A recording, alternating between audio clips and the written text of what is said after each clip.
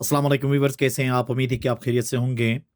हम उर्दू ज़बान में अक्सर ऐसे जुमले इस्तेमाल करते हैं जैसे कि कल मैंने एक शख्स को लोगों की मदद करते देखा, मैंने उसे गाते हुए सुना है, पुलिस ने चोर को चोरी करते हुए पकड़ा, क्या आपने उसे गाड़ी चलाते देखा था? अब ऐसे जुमले हम अक्सर अपनी रोज़मर्रा ज़िंदगी में इस्तेमाल करते हैं। ऐसे जुमलों को जब हम इंग्लिश में ट्रांसलेट कर रहे होते हैं तो कौन सा स्ट्रक्चर हम इस्तेमाल करते हैं, आज के इस लेक्चर में तफसीलन डिस्कस कर लेंगे। वो तमाम व्यूअर्स जिन्होंने अभी तक चैनल सब्सक्राइब नहीं किया, आप चैनल सब्सक्राइब करके बेल का आइकन दबा लें ताकि हर नोटिफिकेशन आपको आसानी से मिल सके। तो आइए शुरू कर लेते हैं।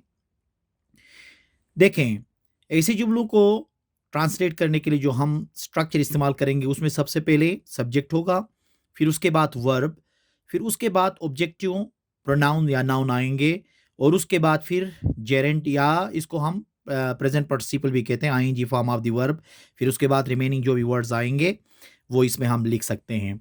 जैसे कि देखें, कल मैंने एक शख्स को लोगों की मदद करते देखा। कल मैंने एक शख्स को लोगों की मदद करते देखा।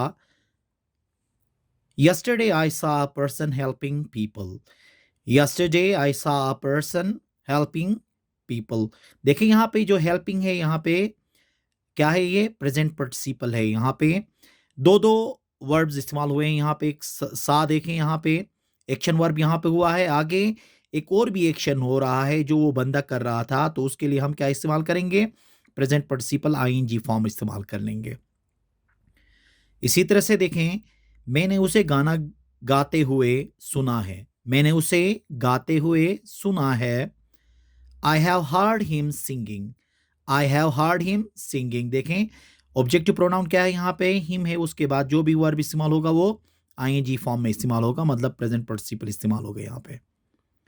इसी तरह देखें, पुलिस ने चोर को चोरी करते हुए पकड़ा। पुलिस ने चोर को चोरी करते हुए पकड़ा। The police caught the thief stealing. The police caught the thief stealing. वो भागते इधर आया। वो भागते इधर आया। He came running here. He came running here. क्या आपने उसे गाड़ी चलाते देखा था? क्या आपने उसे गाड़ी चलाते देखा था? Did you see him driving? Did you see him driving? मतलब ये ऐसे जुमले होते हैं जिसमें एक बंदा काम कर रहा होता है और आप उसे देख रहे होते हैं। मतलब एक ही टाइम पे दो काम हो रहे होते हैं, आप देख भी रहे होते हैं और वो बंदा काम कर भी रहा होता है। तो उस वक्त हम क्या करते हैं, पहले सेंटेंस फिर उसके बाद फौरन हम क्या करेंगे, ING form of the verb इस्तेमाल कर लेते हैं। जैसे कि ये वर्ब जो है वो क्या होगा, टेंस के हिसाब से ये चेंज होता चला जाएगा। हेल्पिंग वर्ब लगेगा जिस टेंस का, तो उसी के हिसाब से क्या होगा, वर्ब अपने आप को चेंज करता चला जाएगा। तो इसी स्ट्रक्चर को अगर आप फॉलो कर लोगे तो आसानी से ऐसे जुमले हम क्या कर सकते हैं, इंग्लिश में ट्रांसलेट कर सकते हैं। उम्मीद है कि आज का ये लेक्चर आपको पसंद आया होगा। Thank you very much.